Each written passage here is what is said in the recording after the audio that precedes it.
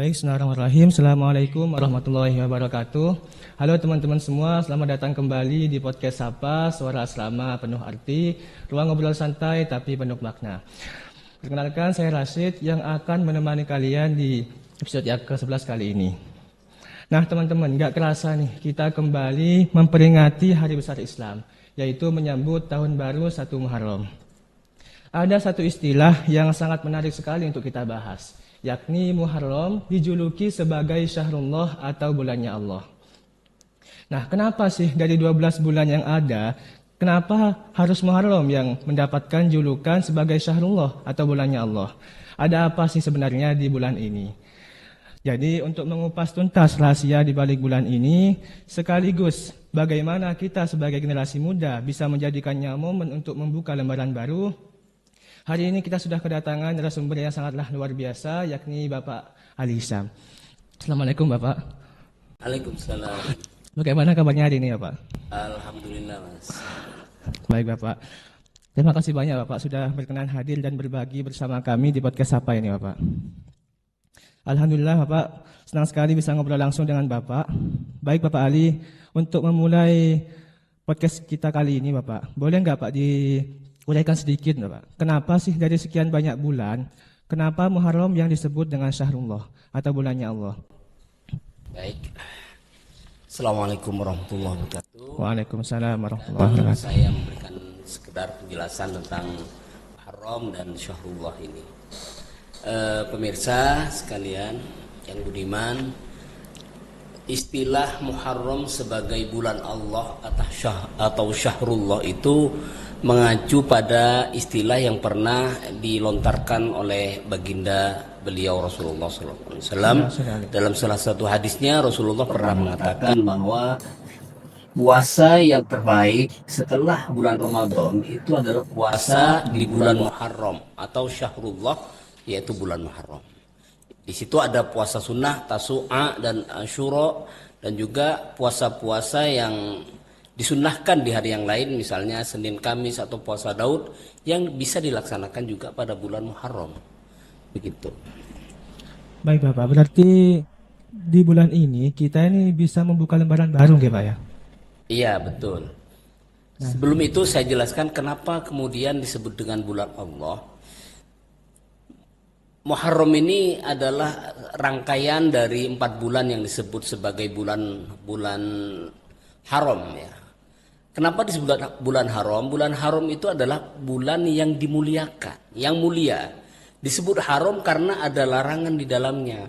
Larangan apa? Larangan berbuat buruk. Misalnya menganiaya diri sendiri, dolim kepada orang lain, lingkungan dan sebagainya. Maka kemudian disebut dengan haram. Jadi haram itu istilahnya mulia dan dilarang berbuat hina di dalamnya. Salah satu contohnya misalnya kenapa disebut Masjidil Haram, kenapa disebut dengan bumi haram. Mekah dan Madinah itu disebut dengan tanah haram ya. Kenapa tanah haram? Karena di situ tanah yang mulia. Diharamkan di sana perbuatan-perbuatan yang dapat mengingkari atau mengotori esensi daripada kesucian Islam atau perintah-perintah Allah. Makanya kemudian di tanah haram itu sampai sekarang dilarang orang luar atau non muslim masuk ke dalam tanah haram. Misalnya Cristiano Ronaldo misalnya, orang yang sangat terkenal di olahraga, mentang-mentang dia sangat terkenal tidak boleh masuk tanah haram.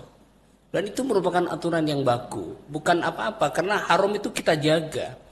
Dan haram itu tidak luas ternyata. Saya baru tahu kalau Madinah yang disebut dengan tanah haramnya Madinah dan di Mekah tanah haramnya Mekah itu sangat kecil.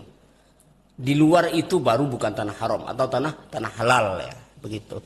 Nah, Muharram itu berkiblat ke sana istilahnya. Jadi disebut sebagai bulan yang diharamkan karena memang mulai pra-Islam dari sejarah klasik di zaman jahiliyah, orang-orang Arab sebelum Islam itu juga sudah mewanti-wanti jangan berbuat sesuatu yang tidak mulia, misalnya yang mengotori kemuliaan di bulan ini, di bulan Muharram itu.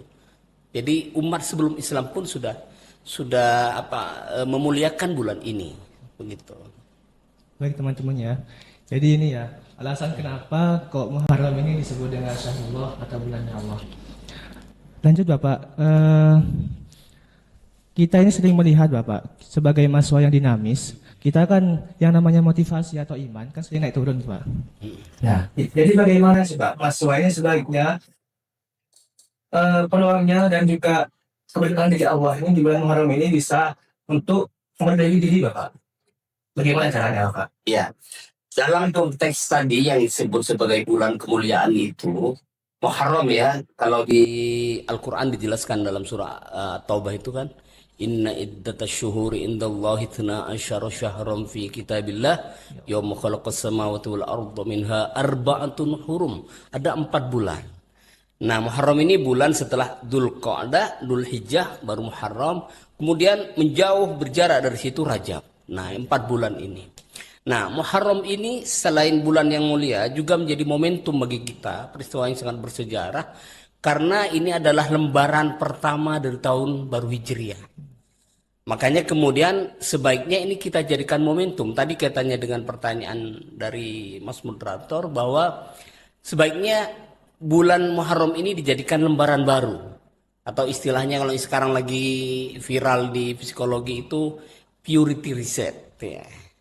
Pure, kita kembali ke awal, ke murni, ke yang asli dengan meriset atau menyetel ulang. Ya, yang dimaksud di sini tentu adalah masalah motivasi, masalah spiritual, dan masalah mental. Jadi bukan hanya fisik saja yang kita perlu riset atau barang-barang mekanik, mesin dan sebagainya, tapi mental kita. Ada mental block kalau istilahnya teman-teman psikologi itu yang harus diriset, dan momentum meriset itu ada pada bulan Muharram, Mas. Kenapa? Karena di situ tahun baru Hijriah dimulai sesuai kesepakatan para ulama yang diawali oleh para sahabat Nabi. Para sahabat Nabi Sayyidina Umar dan para tabi'in kemudian menjadikan Muharram ini sebagai tonggak awal ya dari tahun baru Hijriah gitu. Baik Bapak. Jadi kalau di lingkungan kampus Pak, kan banyak sekali sih Pak mahasiswa ini yang merasa salah jurusan, kayak salah prodi, atau mentalnya ini down Bapak, karena dia ini dapat IPK yang tidak sesuai dengan yang dia inginkan Bapak. Jadi bagaimana Pak semangat hijrah ini bisa menjadi motivasi buat mereka untuk bangkit Bapak? Move on atau juga belajar lagi gitu Bapak. Iya. Dalam konteks tersebut Mas, maka kemudian kita buka lembaran baru itu agar kembali move on lah, atau kembali punya semangat baru, motivasi baru untuk menjalani hidup dalam lembaran-lembaran baru yang lebih optimis. Termasuk misalnya tadi ada mahasiswa yang salah alamat, kemudian mungkin ini bukan pilihan dan sebagainya. Tapi ketika kita dihadapkan pada kondisi takdir bahwa Allah memberikan itu sebagai pilihanmu, maka terimalah itu. Siapa tahu di situ ada hal positif yang kamu tidak tahu. Asa antakrahu syai'an wa huwa khairul lakum, kata Al-Qur'an. Mungkin kamu tidak pernah suka itu, tapi Allah suka itu dan itu lebih baik bagi kamu. Itu bisa kita maknai dalam konteks hijrah. Misalnya kamu dapat istri orang Jawa, kamu tidak suka orang Jawa, tapi bagi Allah itu lebih baik orang Jawa itu bagi kamu, maka ada hikmah positif di situ. Yang kamu tidak tahu tapi Allah tahu. Gitu. Dan di situ kemudian kalau mahasiswa itu tidak move on, misalnya merasa salah jurusan, prodi dan sebagainya, itu akan terbawa ke masa lalu yang itu hanya membelenggu dan menjadi hantu apa? Psikologis saja.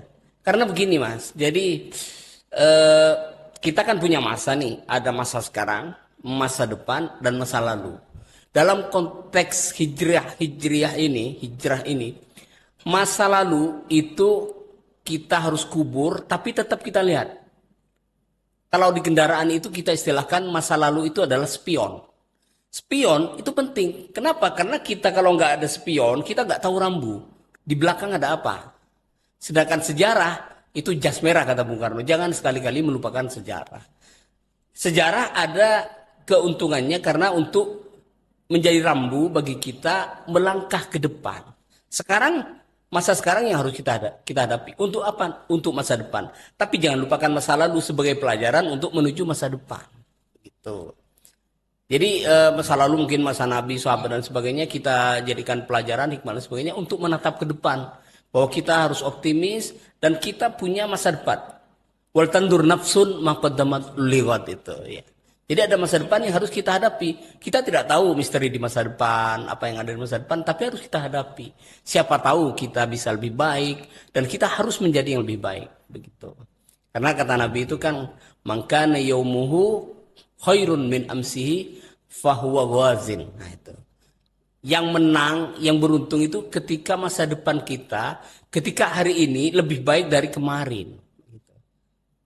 Bukan sama aja diistilahkan rugi oleh baginda Nabi. Sama itu rugi. Kalau bisa jangan sama, tapi lebih baik. Itu ke depan makna hijrah ini harus kita maknai sebagai momentum untuk bangkit, untuk membuka lembaran baru yang lebih positif dan yang lebih menenteramkan bagi manusia begitu. Nah itu ya teman-teman ya. Jadi untuk teman-teman yang sering kali merasa salah jurusan atau salah prodi, bisa langsung mendengarkan yang tadi Bapak Lisan bilang ya. Lanjut Bapak, kan anak muda zaman sekarang ini Bapak, atau Gen Z, ini kan lemah banget Bapak sama yang namanya overthinking dan insecure Bapak. Kalau melihat pencapaian orang lain di media sosial kayak IG ataupun yang lainnya. Bagaimana sih Pak cara melakukan muhasabah atau evaluasi diri yang objektif dan juga sehat secara Islami tanpa bikin kita ini malah jadi depresi Pak? Baik, ya. Maka kemudian tadi ketika kita buka lembaran baru ada sisi yang mungkin barangkali itu adalah efek ya, sampah daripada permasalahan kita termasuk Gen Z tadi ya. Karena merasa insecure, kemudian rasa minder dan lain sebagainya, overthinking dan sebagainya, itu karena salah satunya dia tidak menyadari bahwa kita harus berjalan ke depan. Dan ketika ke depan kita harus fokus, termasuk fokus untuk tidak selalu membandingkan dengan orang lain. Karena kita ini kadang merasa down, merasa mundur, merasa turun itu karena kita selalu membandingkan dengan kesuksesan orang lain. Dalam hal positif tidak ada masalah. Tapi dalam hal yang negatif itu menjadi masalah. Maka kalau dalam Islam ada rambunya. Kalau dalam hal akhirat kamu lihat yang lebih tinggi. Tapi kalau dalam hal duniawi kamu lihat yang lebih rendah. Kenapa? Karena kalau di akhirat kamu lihat orang yang tinggi, maka kemudian yang jadi contoh itu adalah orang yang soleh, yang secara ibadah itu lebih dari kita. Sehingga itu menjadi motivasi bagi kita. Bagaimana ibadahnya orang tersebut bisa kita tiru. Paling tidak bisa kita dekati. Walaupun tidak kita samai. Menjadi contoh teladan bagi kita secara positif. Tapi kalau dalam masalah duniawi, maka kemudian Islam memberikan rambu yang sangat jelas. Jangan melihat yang lebih atas. Tapi lihatlah yang lebih bawah. Bahwa ada banyak orang yang tidak lebih beruntung dari kita. Maka kita ada rasa syukur di situ. Itu yang bisa membuat kita prestasi. Termasuk dalam hal duniawi dan ukhrawi ini itu dalam hal prestasi Mas. Kalau misalnya di dunia kampus ya lihatlah yang berprestasi, yang berkiprah, yang punya karya dan sebagainya, jadilah kita seperti mereka. Bagaimana kita berupaya untuk seperti mereka. Sehingga kita harus terus-terus bangkit, memotivasi diri, meriset dan lain sebagainya itu. Begitu. Baik Bapak. Berarti kita ini harus syukur sekali Pak ya. Terbanyak syukur Pak ya. Betul.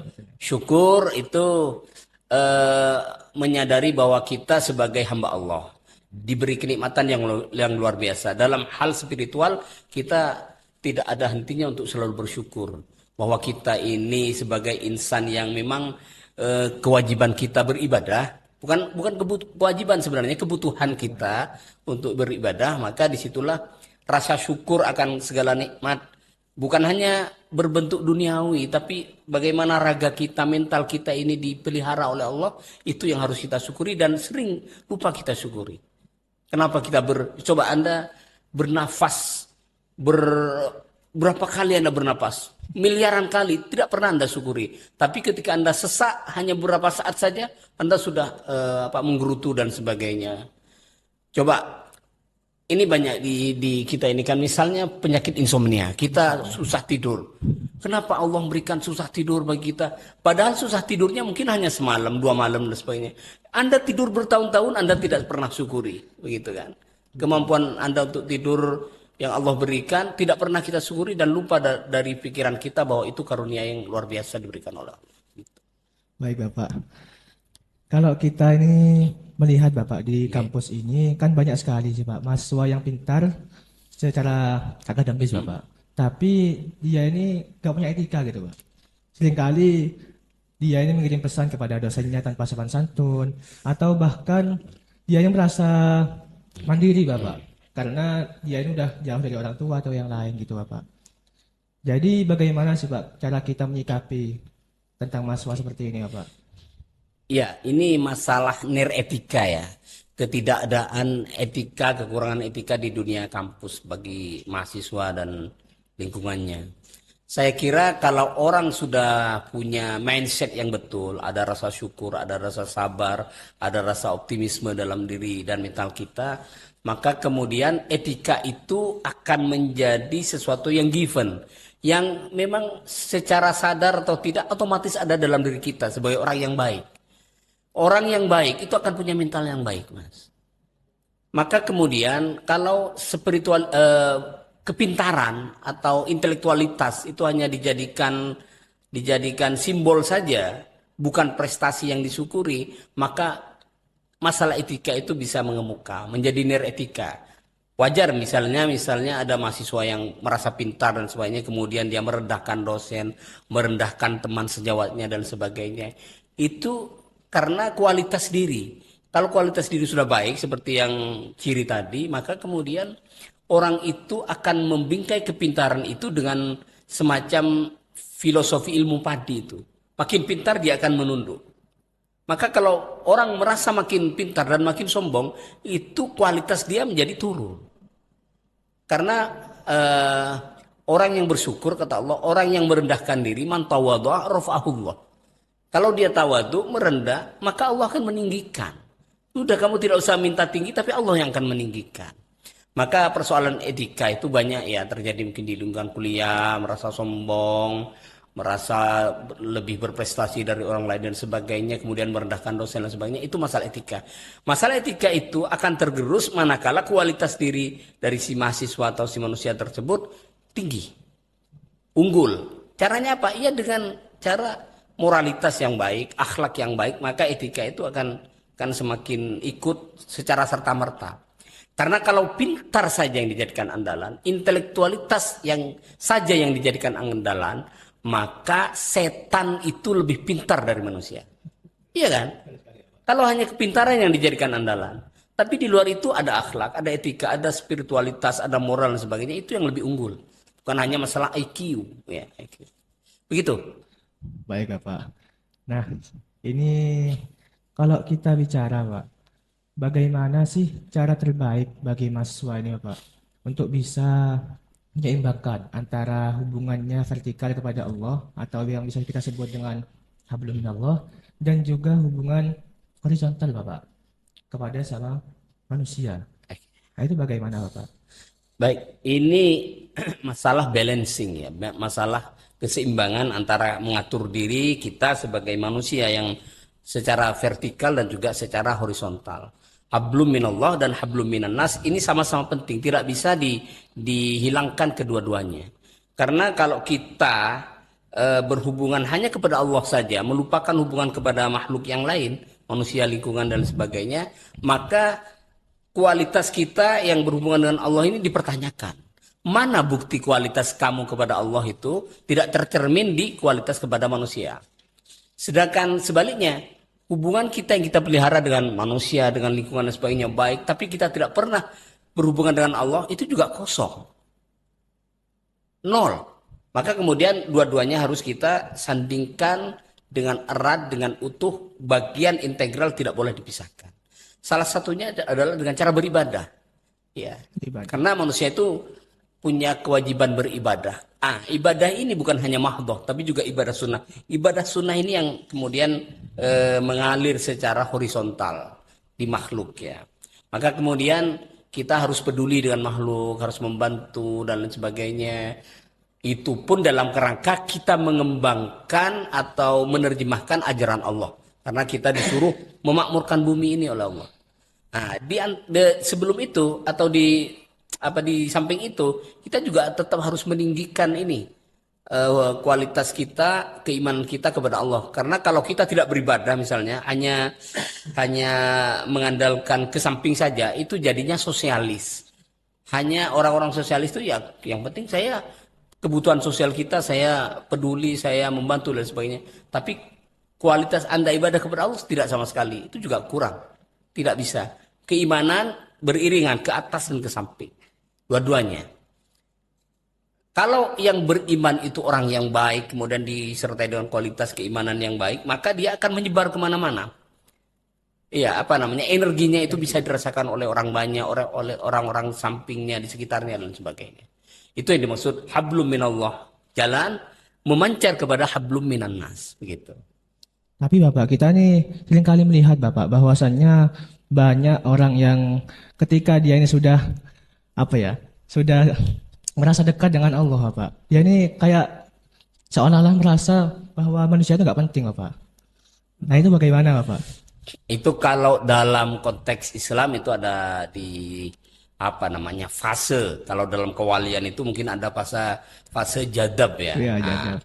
Nah, itu ada fase jadab itu tidak menyadari, jangankan orang lain, ke dirinya sendiri tidak menyadari hingga tidak berpakaian, misalnya berjalan telanjang dan sebagainya. Itu fase yang jadab. Itu bisa dipelajari lah dalam konteks konteks kewalian, itu bisa dipelajari dalam tasawuf ya. Tapi ingat, orang yang tertinggi di mata Allah, yang paling wali di mata Allah itu Rasulullah. Dan Rasulullah itu tidak berlaku nyeleneh, aneh-aneh, tidak. Kata Rasulullah, saya makan, saya berhubungan suami istri, saya menjalin keluarga, saya berperang, saya macam-macam. Selayaknya manusia, berdoa, beribadah selayaknya manusia. Tidak pernah Rasulullah itu kemudian menghilangkan karena dia misalnya memprioritaskan hubungan kepada Allah, kemudian mencerabut atau menghilangkan hubungan dengan manusia, tidak pernah. Maka tirulah Rasulullah. Itu sebenarnya orang wali, aulia, bukan hanya aulia, tapi ini Habibullah ya, orang yang sangat dicintai Allah, satu-satu paling utama, makhluk paling utama, itu memberikan contoh teladan yang terbaik, ya, wajar ternyata. Sama dengan kita, maksudnya ya berbicara, makan dan sebagainya, punya kebutuhan yang biologis seperti manusia, tapi psikologis secara mental kepada Allah juga luar biasa. Rasulullah itu prestasinya di mata Allah. Jadi beliau yang kita jadikan contoh. Persoalan kemudian ada wali atau orang atau person yang kemudian nyeleneh macam-macam, ya jangan kita tiru nyelenehnya. Kita tiru hal positif dari dia, hal negatif kita buang.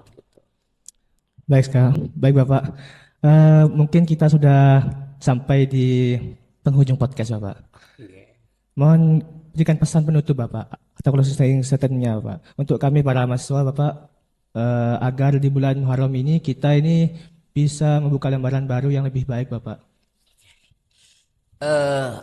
Pesan dari saya dalam konteks tahun baru Hijriah ini, yang pertama, kita jadikan tahun baru Hijriah ini sebagai momentum yang sangat positif dalam kehidupan kita. Yang kedua, jadikan peristiwa Hijriah ini sebagai kilas balik motivasi bagi kita bagaimana Rasulullah dulu berhijrah. Karena ini kan diinspirasi oleh peristiwa hijrahnya Rasulullah. Rasulullah dulu hijrah dengan sangat luar biasa, sangat bersusah payah, diiringi dan dibayangi oleh kematian oleh ribuan orang Quraisy yang hendak membunuh dia. Dan strategi Rasulullah waktu itu luar biasa. Dia ingin pergi dari Mekah ke Madinah ke utara, tapi dia melalui jalur selatan, yaitu yang sekarang disebut dengan Jabal Sur, di Gua Sur itu. Sehingga semuanya terkecoh. Sehingga kemudian oke lah, itu bagaimana strategi Rasulullah secara fisik ya, secara kemanusiaan bisa menghindari kepungan dari orang kafir itu untuk pergi ke Madinah. Satu. Yang ketiga, peristiwa Hijriah ini kita maknai sebagai mengganti yang lama dengan yang baru yang lebih baik. Rasulullah itu bukan melupakan Mekah, tapi kemudian dia sangat mencintai Madinah. Bahkan kata Rasulullah, masyarakat dan lingkungan yang saya sangat cintai itu Madinah. Padahal dulu dia dilahirkan di Mekah dan di situ ada Baitullah. Tapi Rasulullah sangat mencintai Madinah. Kenapa? Karena Madinah ini masyarakat yang madani, bukan jahili, yang kemudian menjadi munawwarah, bercahaya dan sebagainya, karena binaan Rasulullah dan partisipasi masyarakat. Masyarakat waktu itu yang banyak yang Muslim ada, yang kemudian Yahudi, Majusi, Nasrani dan sebagainya ada, tapi kemudian menjadi mayoritas Muslim yang mutlak. Di situ kita baca sebagai bagaimana rintisan awal Rasulullah membangun masyarakat, fondasi masyarakat Madani itu dari nol sampai menjadi masyarakat yang terbaik sekarang. Ingat, Muslim itu populasinya adalah populasi, sampai sekarang kita bicara data, Anda bisa cari di data, pertumbuhan dan populasi masyarakat Islam itu merupakan yang terbanyak dan tercepat di dunia. Artinya Islam adalah agama yang benar-benar menjadi idola dari masyarakat baru sekarang.